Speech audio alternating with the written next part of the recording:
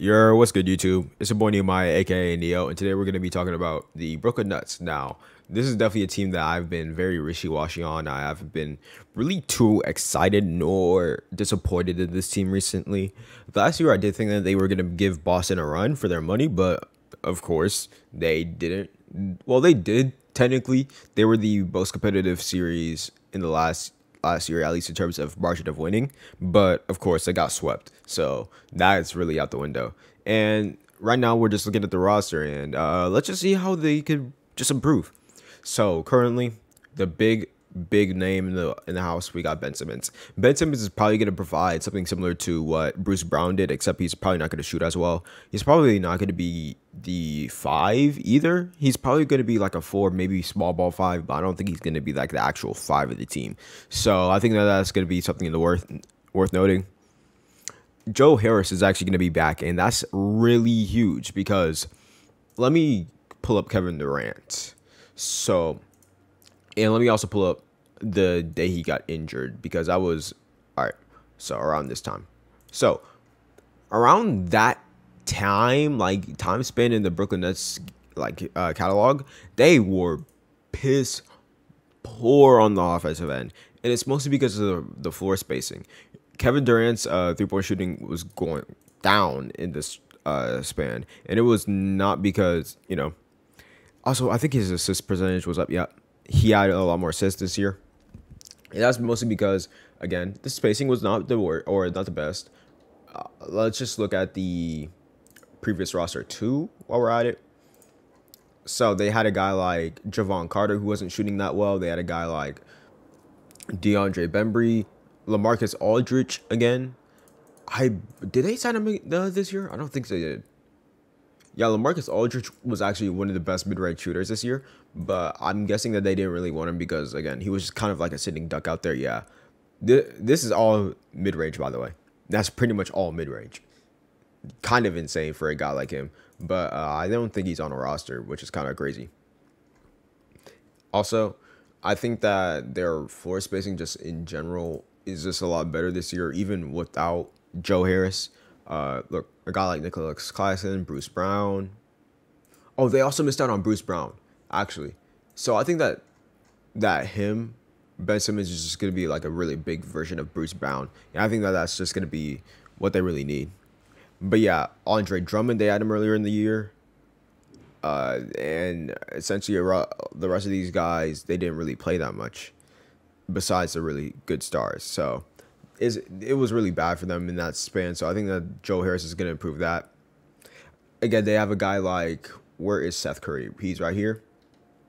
Mr. 92nd overall best player in the league.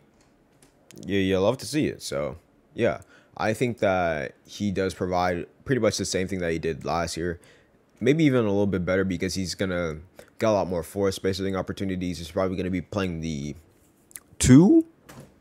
I think he's probably going to be playing the 2 or the 1, depending on whether or not Kyrie is going to do the 1 or the 2. I don't know which one he's probably going to prefer, but yeah, another good piece that they have is TJ Warren. TJ Warren is, again, a really good shot creator. We know about bubble TJ, so we don't really need to talk about him. I will say though, this season where he was shooting pretty much really bad from 3, I hope that doesn't happen again. I think he has enough for at least to be a decent shooter, not nearly as bad as this one. But yeah, look at his 2-point percentage. You could obviously see that he's just making everything work. I'm not sure if he's actually one of the better mid-range shooters. He's a good long mid-range shooter. Yeah.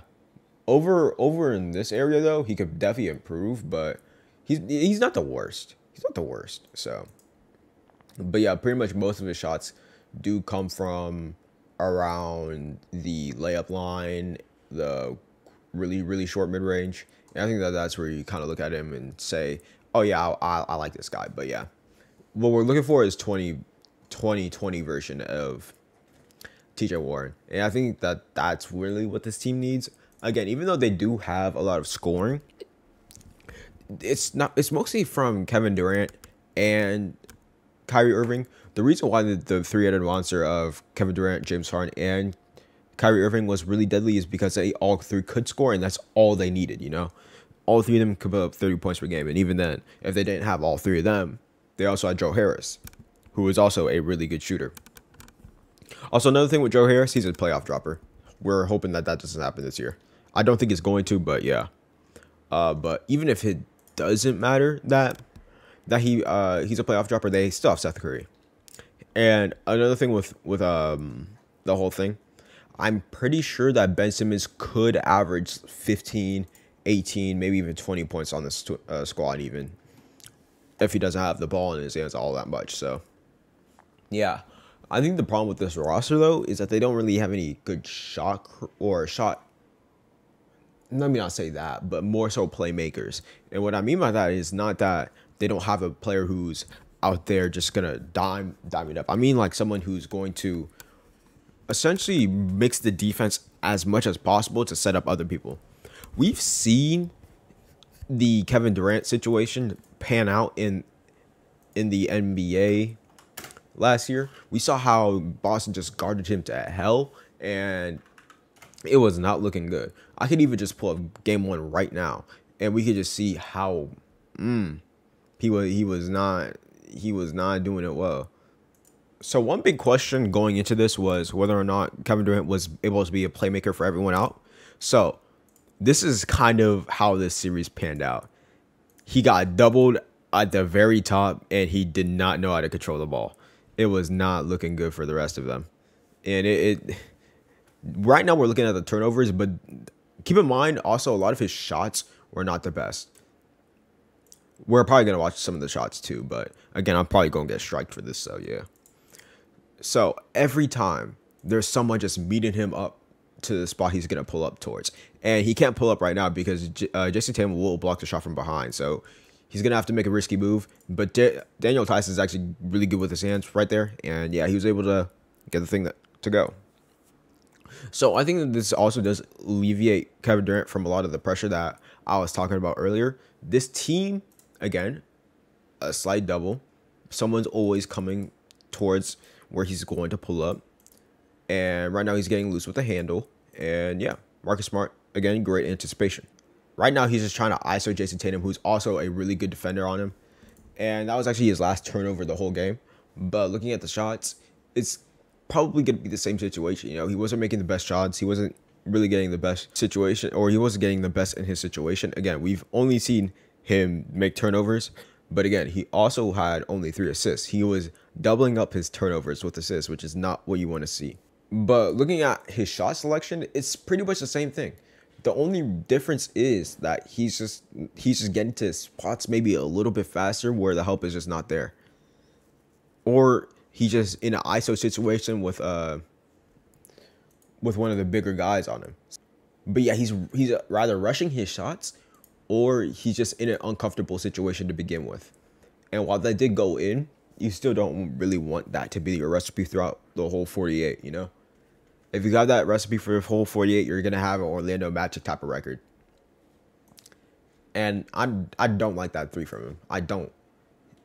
He's just rushing into a lot of the shots because he's just not getting the ample opportunity that he would be if he had a guy like James Harden or a guy like even Steph Curry around him. So I think that if Ben Simmons just doesn't provide the playmaking edge, he's a really good passer. But playmaking also involves having a level of threat on the field, you know? You have to at least be able to kind of bend the defense at your will. I don't think that Ben Simmons still has that. I think we've seen multiple times that he's just not the guy to really make the best decisions on the court, especially when it comes to the dunk situation where he could have dunked on Trae Young. But yeah, I think that this team does still need a little bit more. I don't think Nicholas Claxton is ready yet.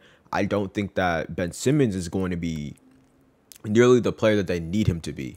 And they do have guys like Royce O'Neal, Patty Mills, Nicholas Claxton, even Markieff Morris, even a guy like Cam Thompson, TJ Warren, Seth Curry, and Joe Harris. Those guys are all solid, but when we look at it, those just seem like a bunch of guys on a roster rather than an actual roster with competent build around them. I don't think that they really fit the defensive holders that this team had.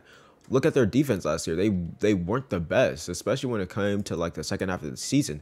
In the early half, they were top 5-ish, I'm pretty sure, but that's because they were playing really weak opponents. Later in the season, they dropped to 19th.